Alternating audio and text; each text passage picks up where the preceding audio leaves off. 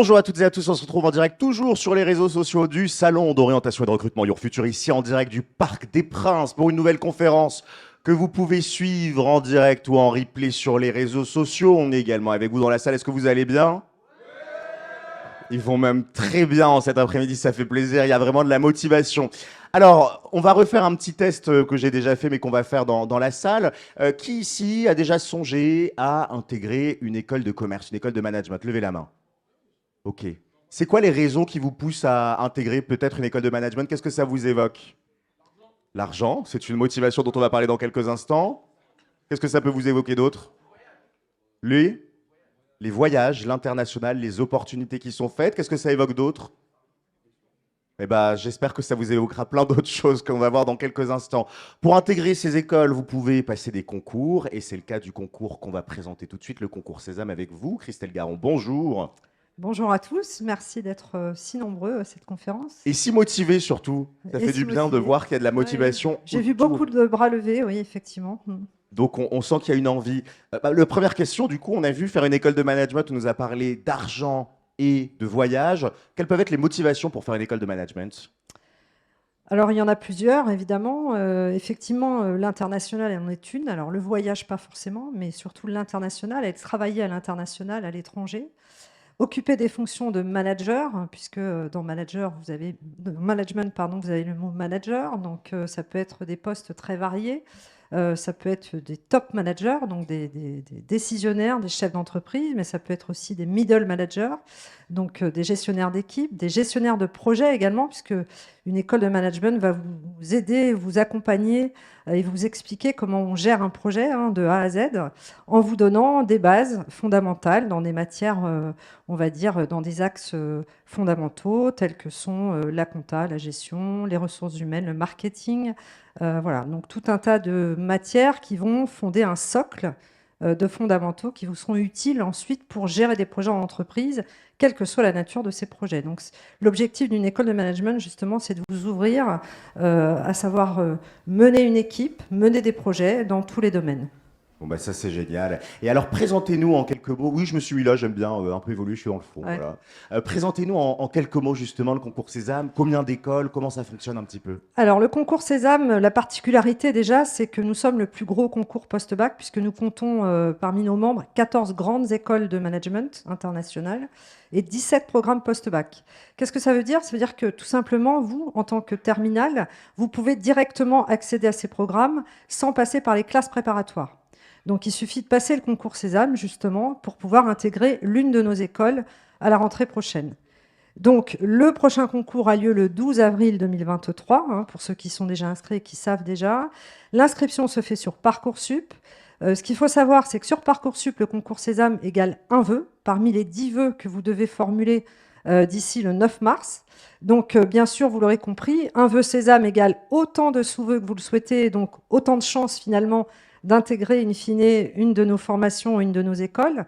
Donc voilà, l'originalité, c'est que c'est une seule journée d'épreuve écrite, commune à toutes nos écoles, donc à tous nos programmes post-bac, avec des coefficients simplement qui changent d'un programme à un autre, qui va faire que vous allez être admissible aux oraux dans certains programmes, certaines écoles, et pas dans d'autres.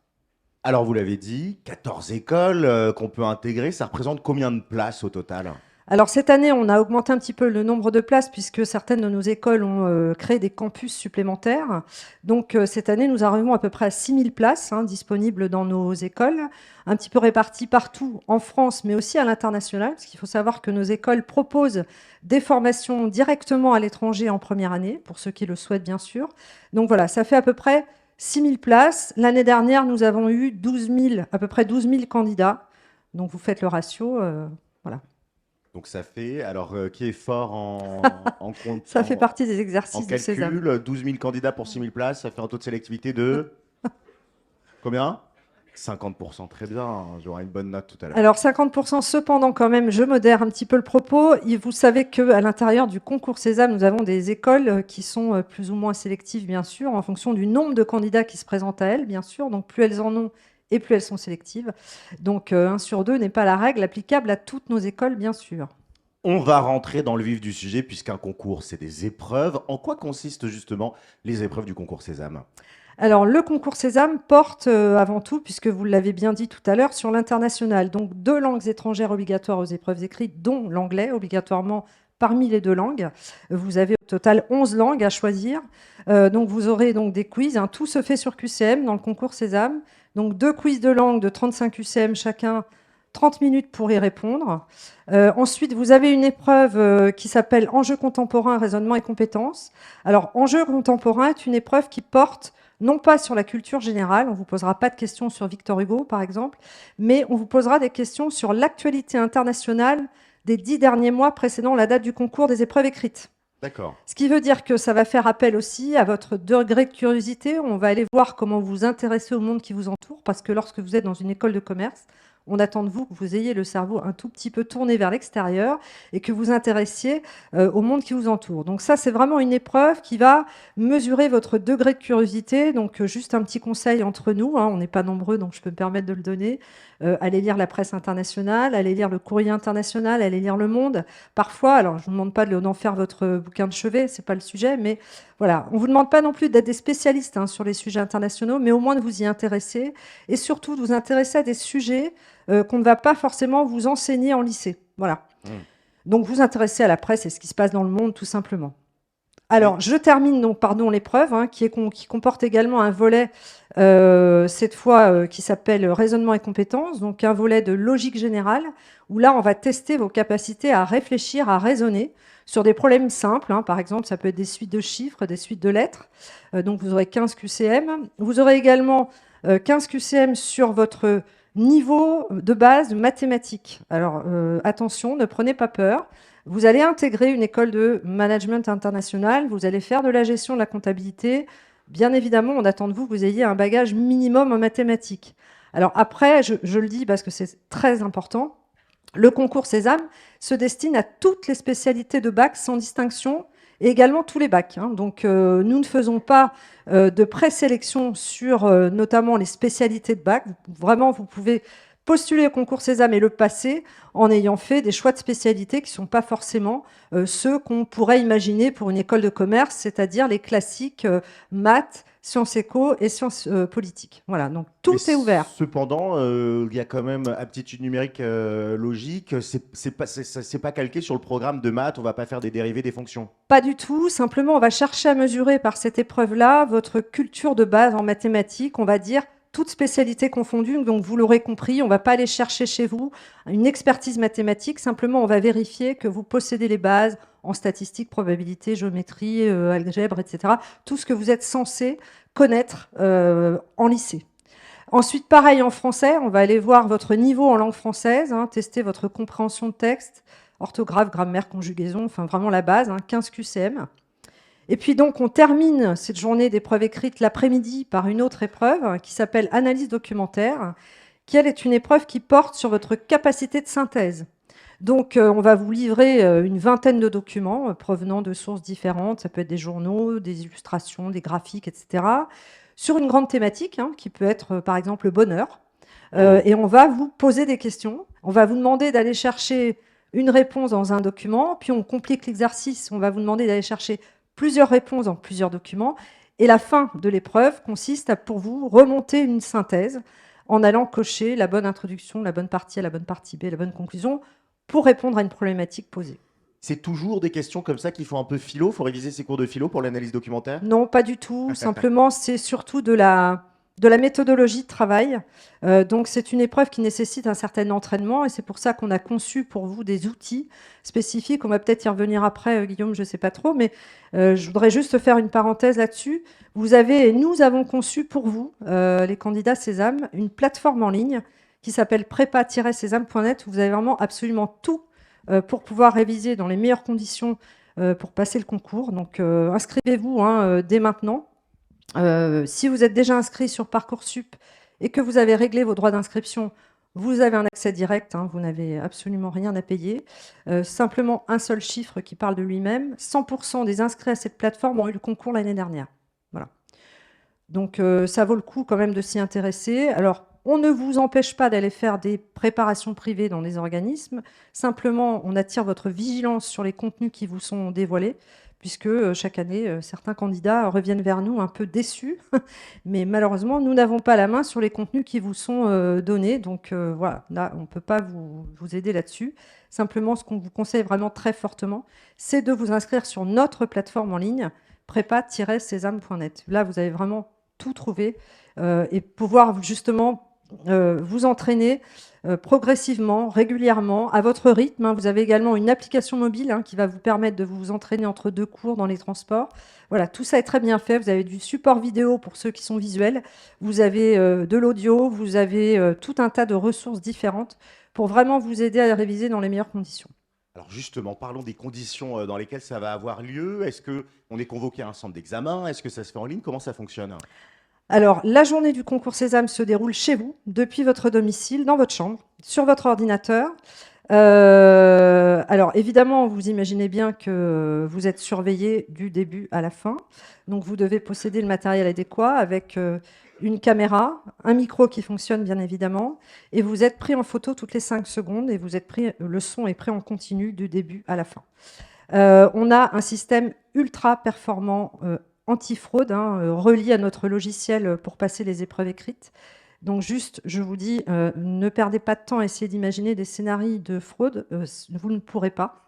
Il y en a qui ont essayé? Oui, on en a exclu 40 l'année dernière, et je peux vous dire qu'ils s'en souviennent parce que les sanctions sont très lourdes. On est un concours national, donc à ce titre-là, le ministère nous autorise à appliquer les sanctions comme le bac, c'est-à-dire que ça peut aller jusqu'à l'interdiction de passer le permis de conduire, interdiction de concours pendant 5 ans, 300 000 € d'amende, enfin voilà, c'est très lourd. Donc voilà, il faut vraiment éviter de passer du temps là-dessus parce que vous ne passerez pas au travers des trous de la raquette. Nous mettons 200 personnes pendant 15 jours à visionner toutes les photos, les vidéos, écouter les bandes son. Donc voilà.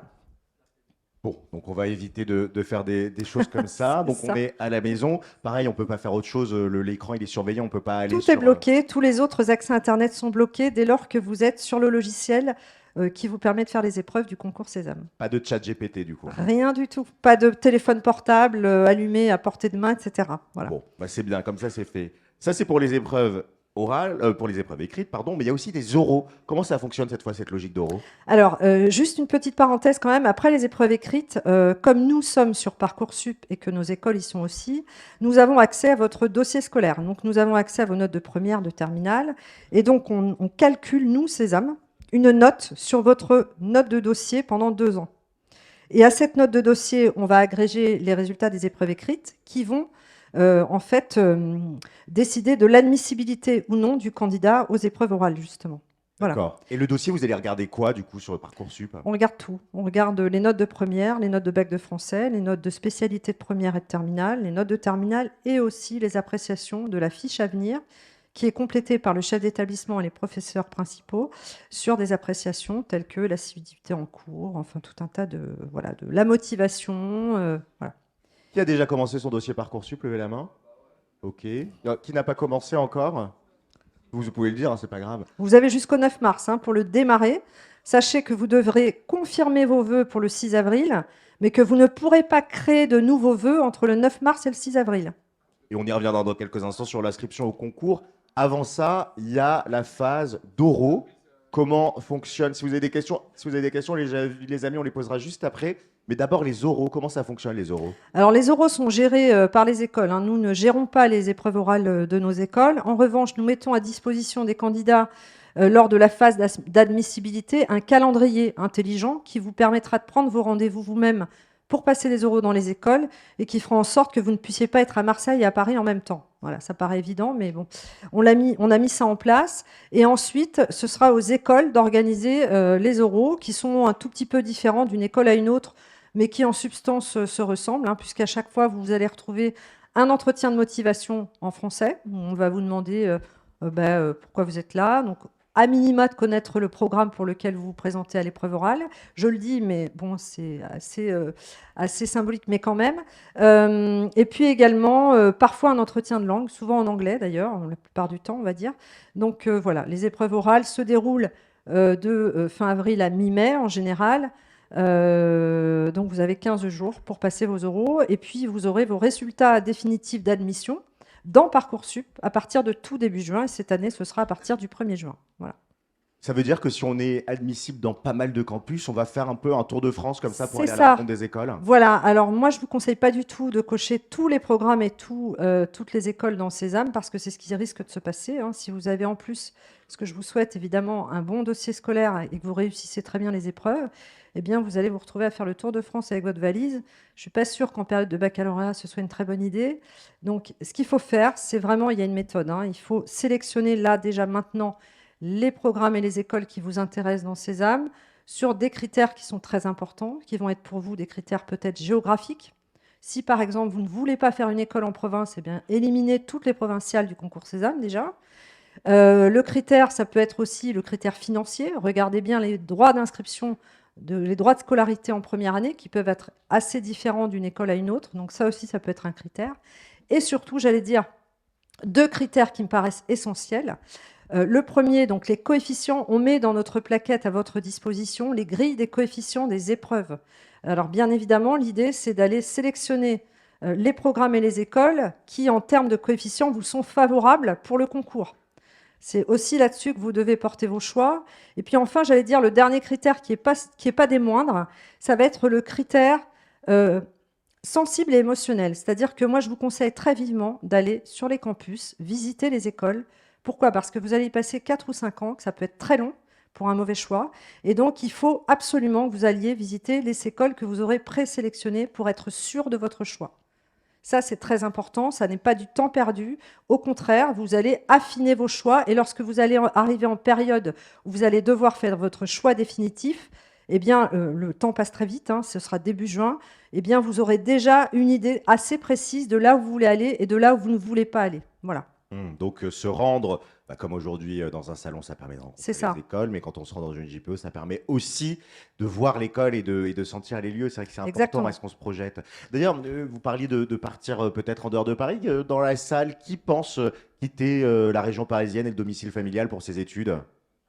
Ok, vous iriez dans quel lieu comme ça? Ouais, partir un petit peu. Il y aurait des envies d'aller où? Vous pouvez peut dire à haute voix des noms de villes? Bordeaux, Madrid, Marseille, on en a un petit peu partout. Bordeaux, Marseille. Bon, bah voilà, c'est bien, ça fait un peu voyager. C'est important. Moi, je le conseille de partir du nid familial, même si on adore ses parents, c'est bien aussi de se construire. Mais bon, on peut rester à Paris si on a envie. Un mot sur les oraux. Vous parliez des oraux à l'instant. C'est quoi les questions qu'il va y avoir? Comment on se prépare pour passer un bon oral? Est-ce que c'est des questions un peu, notamment dans l'entretien de motivation, est-ce qu'on va nous poser des questions de cours ou est-ce que c'est vraiment des questions autour de nous comme un entretien d'embauche? Non, alors déjà, il faut dédiaboliser hein, les épreuves orales. Les écoles n'ont pas pour objectif du tout de vous déstabiliser. Au contraire, elles ont pour objectif de vous connaître. Pourquoi? Parce qu'elles aussi, elles ont besoin de se rassurer sur qui vous êtes et elles ont besoin de recruter les bons profils pour leur école.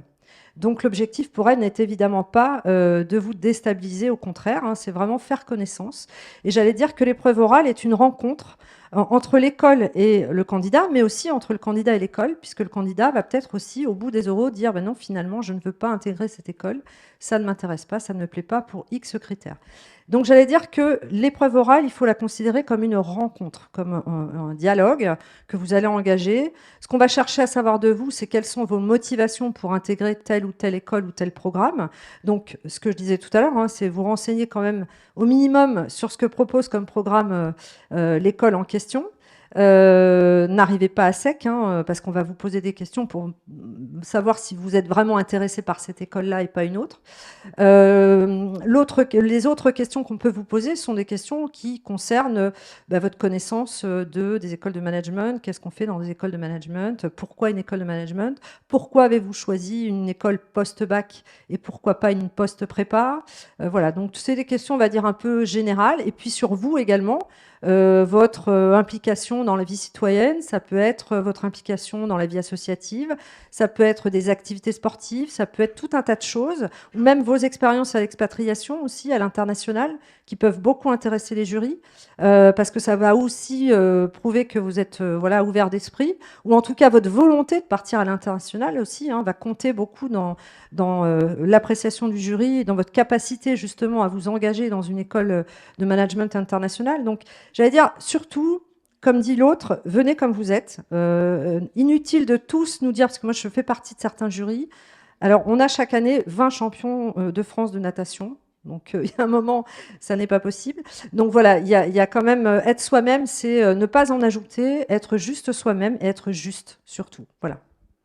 Parfois, quand j'échange avec des lycéens justement qui s'apprêtent à passer ces oraux ou qui doivent rentrer des choses sur Parcoursup, ils ont une phrase que je trouve pas vraie, mais qu'ils ont beaucoup, c'est je sais pas moi, je fais rien de particulier. Je sais pas s'il y a des gens qui se disent ça quand on vous demande sur Parcoursup, mettez vos engagements, etc. On se dit, je fais rien de particulier, je sais pas, moi je vais au lycée et tout. Ce qu'il faut dire, c'est qu'en fait, tout ce qui se passe en dehors du lycée, et parfois même dans le lycée, mais en dehors, ça peut être intéressant parce qu'il y a des jeunes, par exemple, qui lancent des chaînes sur Twitch et qui font des lives de jeux, qui passent des Absolument. heures à faire des lives de jeux. Ça, c'est quelque chose Ouais. qui est intéressant parce que quand on fait un live, on a mis son setup en place, donc il y a un côté un peu technique.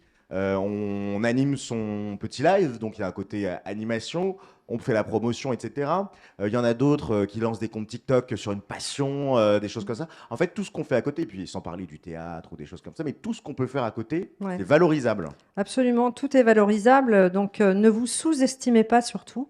Et c'est pour ça, et c'est aussi une des raisons pour lesquelles le concours Sésame ne livre pas de notes dans les phases intermédiaires du concours, c'est-à-dire que vous n'aurez pas de notes entre les écrits et les oraux, parce qu'on souhaite vraiment que vous alliez au bout du processus du concours. Il y a beaucoup trop d'élèves qui se sous-estiment et qui pensent avoir planté leurs épreuves écrites et qui finalement ne les ont pas du tout plantées. Donc on veut éviter qu'ils perdent leur chance en n'allant pas aux oraux. Donc on pousse tout le monde à aller aux oraux et c'est une fois que les oraux ont été passés que là, vous aurez vos notes d'écrit, vous aurez votre note de dossier, vous aurez vos notes d'oral, tout ça parce qu'on sait que vous n'êtes pas forcément très gentil avec vous-même. Donc voilà, on va jusqu'au bout du processus, vous allez passer jusque les oraux et puis après, on verra pour la suite.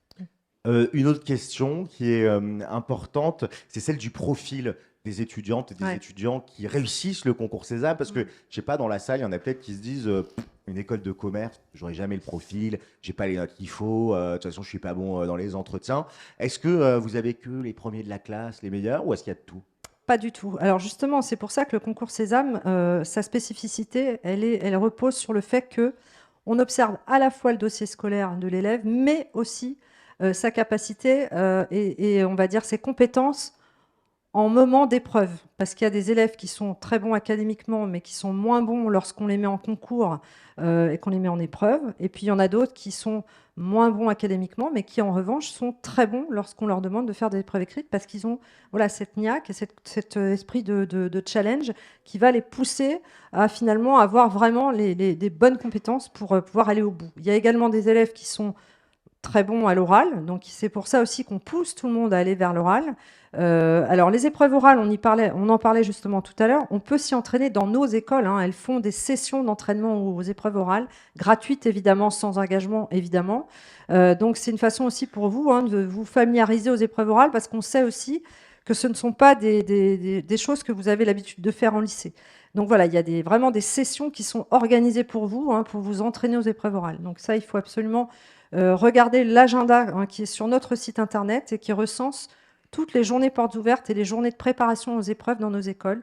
Vous avez forcément une date et une école qui vous intéresse dedans. Même si c'est une école que vous ne souhaitez pas intégrer, c'est pas grave. Allez quand même aux journées de préparation orale dans cette école. Ça vous fera la main voilà, sur ce qu'il faut savoir pour les épreuves orales. Alors maintenant, une question que j'imagine certains se posent. Comment on fait concrètement pour s'inscrire? Quelles sont les grandes dates à retenir, le calendrier? Alors l'inscription, c'est sur Parcoursup, puisque toutes nos grandes écoles, comme le terme de grandes écoles l'indique, sont sur Parcoursup. Donc vous devez vous inscrire sur Parcoursup et vous avez jusqu'au 9 mars pour vous y inscrire. Le concours Sésame, donc c'est sur Parcoursup, vous faites des sous-vœux et vous pouvez choisir autant de programmes et d'écoles dans le concours Sésame que vous le souhaitez. Et ça ne formera qu'un seul vœu Sésame parmi les 10 que vous devrez faire. Voilà. Donc, Parcoursup. C'est pour les grandes étapes d'admission. Et Mm. après, une fois qu'on est admis, il y a la vie dans l'école. À quoi ça ressemble un petit peu d'étudier dans une école de management? Qu'est-ce que ça fait? Alors, vous allez avoir, quelle que soit l'école que vous allez faire d'ailleurs, souvent un socle de fondamentaux pendant 3 ans où vous allez tous étudier à peu près la même chose avec des volumes horaires un petit peu différents, mais globalement, vous allez tous apprendre la même chose pour justement avoir des enseignements, on va dire, de base et fondamentaux. Vous allez également être beaucoup engagé dans la vie associative de l'école, puisque vous avez souvent dans les écoles de commerce une vie associative très très active, où là vous allez pouvoir faire malgré vous de la gestion de projet, c'est-à-dire qu'on va vous donner et vous allez devoir mener des projets, soit événementiels, soit de toute nature, hein, humanitaires, etc., dans lesquels vous aurez envie de vous engager. Bien évidemment, personne ne vous obligera à vous engager dans la vie associative, mais voilà, ça va vous apprendre la gestion de projet et ça va vous apprendre tout simplement à commencer à piloter des projets. Donc vous aurez à travers ça des apprentissages sans même le savoir finalement. Alors je suis avec Louis. Louis, toi, t'es en quelle classe? Moi, je suis en terminale. T'es où? Au lycée Condorcet dans le 9e. Je sais pas si vous... D'accord, oui. Tu connais bien. Ok. Et alors Louis, il a une question qui est assez pertinente. Ouais, moi, ma question, c'était juste pour savoir concrètement, c'est quoi la différence entre une école de commerce post-bac et après prépa? Une post-prépa, c'est une très bonne question. Alors en fait, ce qu'il faut savoir, c'est qu'une post-bac, comme son nom l'indique, vous l'intégrez directement après la terminale, sans passer par les classes préparatoires. Donc vous faites un cursus en 4 ans ou en 5 ans. Vous avez une ligne directe hein, pendant laquelle vous faites 4 ans d'études ou 5 ans d'études et vous décrochez votre diplôme. Une post-prépa, c'est pas du tout la même chose. Déjà, vous allez devoir passer par des classes préparatoires après la terminale pendant 2 ans. Vous n'allez faire pratiquement que des matières que vous faites déjà en lycée, mais de façon beaucoup plus poussée. Donc, vous n'allez pas faire de stage à l'étranger, vous n'allez pas avoir d'expérience associative, vous n'allez pas avoir tout ce qu'on propose, nous, dans nos écoles post-bac. Et vous aurez des matières vraiment extrêmes, enfin, des matières fondamentales de lycée. Au bout de 2 ans, vous allez devoir passer un concours pour intégrer une école de commerce en 3e année. Après, rien ne dit que vous intégrerez l'école de votre choix. C'est-à-dire qu'il va falloir, et là, ce sera un concours. Donc, il va falloir que voilà, vous puissiez obtenir un classement suffisant pour pouvoir intégrer l'école que vous souhaitez. Voilà, donc la différence, elle porte à la fois sur les enseignements, la pédagogie, hein, qui n'est pas du tout la même, puisque chez nous, dans nos écoles post-bac, vous avez directement dès la première année des enseignements de compta, de gestion, de ressources humaines, de marketing, que vous n'aurez jamais en classe préparatoire. Chez nous, dans les écoles post-bac, vous aurez également dès la première année un stage à faire, puis vous aurez des séjours à l'étranger, ce que vous n'aurez jamais pendant les 2 années de classe préparatoire. Et j'allais dire une dernière chose, c'est que les élèves de prépa ne sont pas meilleurs que les élèves de post-bac, parce que nous, on voit chaque année dans nos écoles des promos qui sortent avec des jobs qui sont vraiment très très bien. Donc, il n'y a pas de compétition. Simplement, ce qu'il faut savoir, déjà, c'est que tout le monde n'est pas fait pour faire une classe préparatoire. Classe préparatoire, c'est vraiment voilà, un rythme de travail très particulier. Bon, c'est pas à la portée de tout le monde. Donc, et c'est aussi pour ça que les écoles ont fondé des programmes post-bac, hein, pour aussi répondre à la fois à la demande des étudiants, mais aussi des entreprises, parce que ce sont des programmes qui sont très proches des besoins des entreprises. Voilà. Alors une question aussi également, cette fois sur la préparation. Vous avez un peu abordé Oui. les différentes épreuves, les oraux. Comment on se prépare au mieux à ce concours? Alors, la meilleure façon de vous préparer à ce concours, hein, c'est la plateforme en ligne que nous avons créée il y a maintenant 3 ans et qui s'appelle prépa-sésame.net et qui vous propose vraiment toutes les ressources nécessaires pour la préparation du concours. Donc, on ne vous livre pas un tas de contenu comme ça sur un site internet, hein, ce n'est pas le sujet. On vous accompagne, c'est-à-dire qu'on vous livre des contenus en fonction de la date dans laquelle on se trouve sur le calendrier, notamment Parcoursup. Donc, octobre, on vous livre là tout ce qui contient les QCM, toutes les ressources d'entraînement à l'état brut, on va dire. Hein, donc, vous avez plus de 3000 QCM. On va vous livrer également un lien pour télécharger l'application mobile en format premium, où vous allez pouvoir calculer vos moyennes, vos performances, etc. Après, en décembre, on vous poste des vidéos de concepteurs d'épreuves hein, qui vous expliquent les trucs et astuces et ce qui vous explique ce qu'ils attendent de vous aux épreuves. Sur les épreuves écrites. En janvier, on vous livre encore un contenu sur comment on crée son dossier Parcoursup. Donc, on vous accompagne aussi sur toute cette partie Parcoursup qui est un petit peu complexe. Et puis, en mars, dernier contenu, on vous livre également des informations sur le logiciel TestWeek que vous allez utiliser le jour du concours. Voilà.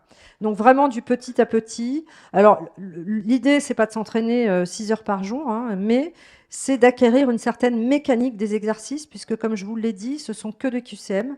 Et vous avez la gestion du temps est un critère important dans la réussite des épreuves du concours Sésame, puisque bien sûr, vous avez des épreuves en temps limité.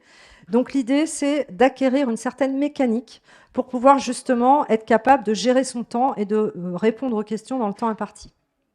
On va bientôt arriver sur la fin de cette conférence. Et du coup, c'est le moment. Si vous avez des questions, n'hésitez pas à lever la main. Est-ce qu'il y a des questions là déjà sur le concours? Des choses. Après, c'est assez clair pour l'instant. Moi, je profite que vous soyez là. C'est pas tous les jours qu'on rencontre quelqu'un qui représente comme ça. Il y avait une question où, pardon? Juste ici? Ok, bon, bah j'arrive. Parce qu'après, j'aurai ma question pour vous, mais je me déplace. Priorité, bien sûr, au public sur Your Future TV. On t'écoute, tu donnes ton prénom et puis ta question. Bonjour, je m'appelle Lamine. Bonjour. Par rapport aux épreuves écrites, si par exemple, vous avez dit que ça se passe en visio, si par exemple la personne C'est pas en visio, pardon, mais allez-y, je continue, je vais vous expliquer. Oui. si la personne elle a des problèmes de connexion, comment ça se passe? Alors, c'est une excellente question, justement. Donc, vous passez vos épreuves à distance sur un logiciel et vous êtes en connexion semi-offline. Ça veut dire quoi? Ça veut dire que même si vous avez, ce qui peut très bien arriver, des ruptures de connexion pendant les épreuves, il n'y a pas de problème. Toutes les données sont stockées sur notre serveur. Et donc, à chaque fois que vous allez démarrer une autre épreuve, les données vont nous remonter, en fait. Donc, il n'y aura pas de déperdition de données. C'est pour ça qu'on a choisi ce dispositif, hein. C'est justement pour les personnes qui sont dans des zones où la couverture Internet n'est pas top. Ça vous permet quand même de faire vos épreuves sans vous soucier de savoir s'il y a des ruptures ou pas. Quoi qu'il en soit, ces données sont stockées sur notre serveur et nous remontent. Voilà. Donc, mais c'est une excellente question parce qu'effectivement, ça évite les peurs, hein, et de se dire, ben, moi, j'ai pas une super connexion, je suis pas fibré, mais c'est pas grave, même si vous n'êtes pas fibré, vous pouvez quand même faire les épreuves du concours. Juste quand même une information importante.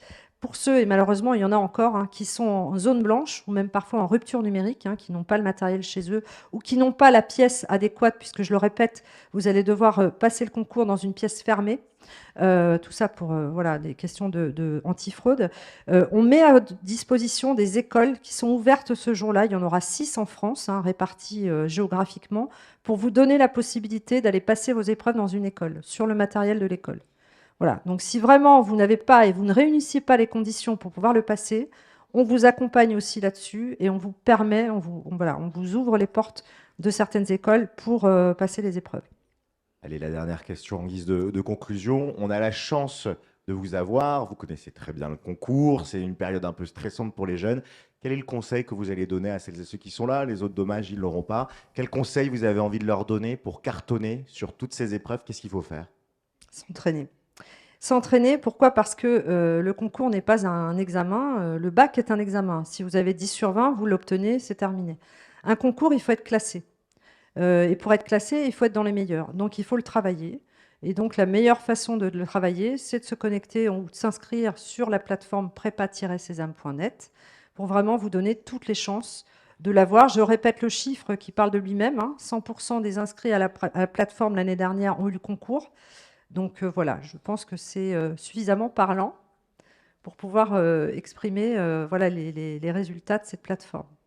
Merci beaucoup Christelle Garon, on peut l'applaudir très fort. Merci d'être venu nous présenter le concours Sésame. L'inscription se fait sur Parcoursup. Merci à vous d'avoir suivi cette nouvelle conférence. On se retrouve dans quelques minutes pour la suite de votre programme de conférence. Merci beaucoup.